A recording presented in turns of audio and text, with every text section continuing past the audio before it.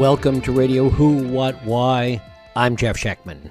Mostly as a result of the cacophony of news about the media itself, we know who the players are.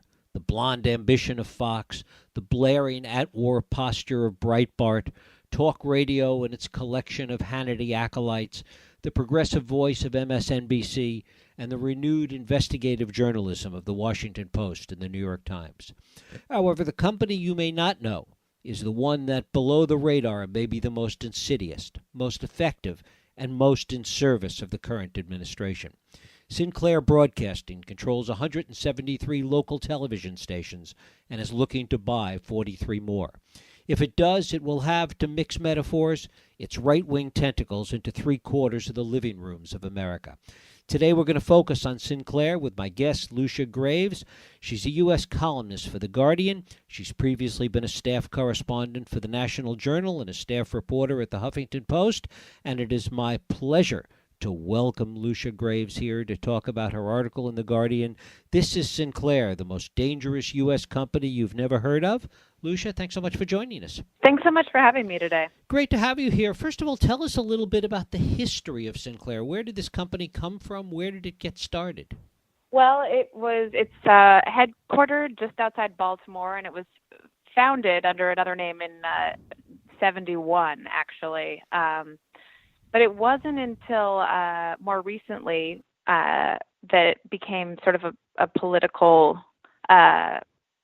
point of interest. The founder was Julian Sinclair Smith, and he was sort of described as the patriarch of the Smith family, which now owns Sinclair. And he was more of a technical person. He started out in radio and then sort of gradually shifted to television. But his four sons who've taken over the business, have taken it in a more sort of explicitly political direction. And it has been certainly of late a blatantly political direction, even more so in many ways than Fox and what we've seen there, in terms of it's really insisting that its message get out through its local stations.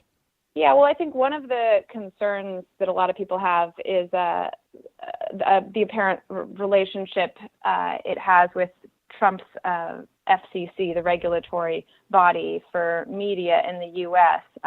Since Trump took office, the head of the FCC has made a number of moves that make it easier for Sinclair to expand its reach to 72% of American households, which is twice the number of households that used to previously be legal, but they've sort of relaxed regulations to make it possible for Sinclair to move forward with this big merger. And they haven't signed off. There's still an approval process that needs to take place, but people expect that the FCC is sort of working hand in hand with Sinclair, and I think that most people believe it'll be approved. Mm-hmm. Talk a little bit about these 10-minute political commentaries that Sinclair has made their local stations run that you talk about in your article. Well, so one of the reasons people don't know what Sinclair is because unlike these sort of big national syndicates like Fox or ABC, Sinclair is partners with local news stations. So it will show up just as your local NBC affiliate or ABC affiliate, whatever the syndicate is. But there are sort of trademark elements of Sinclair stations, and one of them is what you mentioned, these sort of must-run 10-minute political commentary segments. In April, Sinclair hired Boris Epshteyn, who's a former campaign spokesman for Donald Trump and worked in the White House press office. So I think it's not surprising that a lot of these sort of 10-minute commentary segments sound a lot like Trump messaging from the White House, and that they're being sort of beamed into 72% of American households with the television. So the power of that is pretty disturbing, especially given the sort of war on media that Trump has waged since taking office. This will essentially allow him to not cooperate with the more traditional outlets like the New York Times and the Washington Post because he can go around them. His former spokesman is has these 10-minute political segments that just get sort of beamed into people's television. So it really changes the incentives for him. It's interesting that this also started during the campaign when the Sinclair stations did numerous interviews with Trump and zero interviews with Clinton. Yeah, that was a cause for concern with a lot of people. And, the Sinclair people will say, David Smith has said, the sort of main brother in charge, he was CEO for almost 30 years until sort of stepping down to sort of more senior advisory role. Just since Sinclair has been in the limelight these last couple of months, he likes to keep a low profile. To what extent do you think that Sinclair is going to be able to continue to keep this low profile? There seems to be more attention focused on it lately. And you mentioned in your Guardian story that there's suddenly some interest in Congress in what Sinclair has been doing and the lax FCC regulatory aspect of it. Well, this is the kind of reach that Sinclair is going to have, and sort of the blatant way that it's embraced Trump's messaging, both through television and their recent online acquisition of the news site Circa, means that it is going to be a lot more in the spotlight. During the campaign, when, as you mentioned, it gave 15 interviews to Donald Trump and 0 to Hillary Clinton and things like that, it was sort of outshone, I would say, by Fox News, and people, Fox News is branded as a conservative outlet. People know what that is. And so, and Murdoch, the chairman of Fox News, has sort of been in the limelight for decades. So I think there was a lot more interest at the time around Fox. But given, I think, Trump's sort of increasing favoritism towards Sinclair and this huge $3.9 billion merger, that's going to be changing very rapidly. You mentioned Circa a few moments ago, this website that Sinclair is in the process of purchasing, or I guess has purchased. Talk a little bit about what that is and what you think they hope to do with it. Well, Circa is one of the sort of relatively recent additions to their portfolio, and it started out as a mobile news app. It was sort of out of Silicon Valley, had nothing to do with Sinclair, the Smith brothers who own Sinclair, but they acquired it ostensibly, because for the innovative things it was doing with mobile applications, but it's really just being used as a very sort of traditional news site online, with these sort of short articles. They don't even necessarily have a byline, an author byline on them. So it'll just say, by Circa staff. And some of the stories read kind of like a aggregated BuzzFeed article, just not very much content, kind of pulling from the internet. And some of them have sort of a pro-Trump bent. So I think the perception is that this is going to be sort of the new Breitbart for him, sort of a favored website that he can leak things to that he doesn't want to give to the Times or the Post or more sort of outlets with real trained reporters. Another thing that happened was with the Tribune merger, ahead of the Tribune merger, Tribune sort of got rid of some of its properties that it had been building with sort of investigative journalists and feature writers. They had just, I think in August, started staffing up for a new sort of investigative website at Tribune. And as soon as it became apparent, before it was announced, but as soon as it became apparent that Tribune was going to be acquired by Sinclair, they started firing those journalists, or sort of like laying off everyone who was associated with that new sort of investigative, hard-hitting team. And I think in favor of things like Circa, which is the model that Sinclair likes. Given how big Sinclair is, how many people work there, how many employees they have that have come from a diverse background, what does your reporting tell you in terms of any potential pushback within Sinclair, within the organization, among employees to its hard right agenda? Well, this is something that's been apparent going on for some time. I mean, I think that even 15 years ago, people graduating from journalism school would be told, don't go to work for Sinclair. They pay people terribly. They get rid of veteran reporters. It was just sort of seen as like a cheap, unkind employer, and sort of not a place to go if you wanted to have real experience. And since then, the political agenda has become part of that concern. There were some good reports in the New York Times and the Washington Post on sort of what has happened with Sinclair taking over local affiliate stations in Washington, D.C. and also in Washington State, and the sort of concerns that veteran reporters had there at the initial transfer of power, and then also how quickly they shed all of their talent, both because more senior experienced reporters are expensive or more expensive than people just out of college, but also because I think there's a perception that they might have a better understanding of what constitutes real journalism and make trouble for Sinclair when they try to push these sort of 10-minute segments and that kind of thing. One of the other rules that Sinclair is trying to get eliminated, which is something that the FCC has had as a rule for a long time, is this requirement that local news stations actually have a local studio in the community that they broadcast from. Talk a little bit about that. Yeah, so in addition to paving the way for Sinclair's merger, the FCC is proposing that one of its most fundamental rules that requires you having an actual physical studio where you're doing the broadcasting in order to be considered a local news studio and treated with what are frankly federal protections for local news, that be eliminated, which will make it possible for Sinclair to do a lot more sort of nationally pushed segments from its headquarters. And one of the reasons you don't hear the name Sinclair is because it's supposed to be something that's produced. It's supposed to be the news you're watching is produced by a local studio, by local journalists who are embedded in the community and who you have sort of come to know.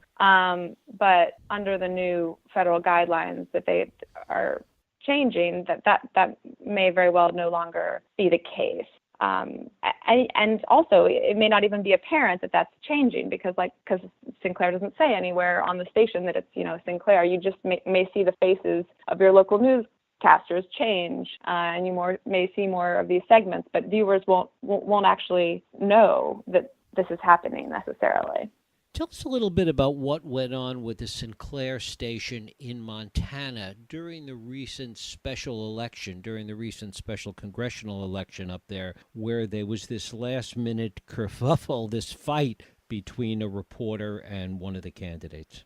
Oh, I'm glad you asked about that. That's an interesting case. So this was my colleague, Guardian reporter Ben Jacobs, who works in the D.C. office with me, covering U.S. congressional candidate Greg Gianforte's election in Montana. He was asking, Ben, my colleague, was asking him a question about the GOP healthcare bill, and the candidate got agitated and assaulted him, threw him on the ground. And Ben had a recording of all of this that was being aired nationally, on the Today Show, and it was hands down the biggest political story in the state that night. However, the local NBC affiliate, which had recently been bought by Sinclair, refused to air Jacob's audio recording of the incident in which he is assaulted, and it's clear from the recording sort of what's happening. He sort of narrates it as it's occurring. And it's an NBC affiliate station, even though it's owned by Sinclair. And NBC executives in New York were pretty irate to not have the biggest political story of the day, and at a very sensitive time coming right before the election. And I actually was able to read the email exchange between the local producer in Montana and NBC executives in New York.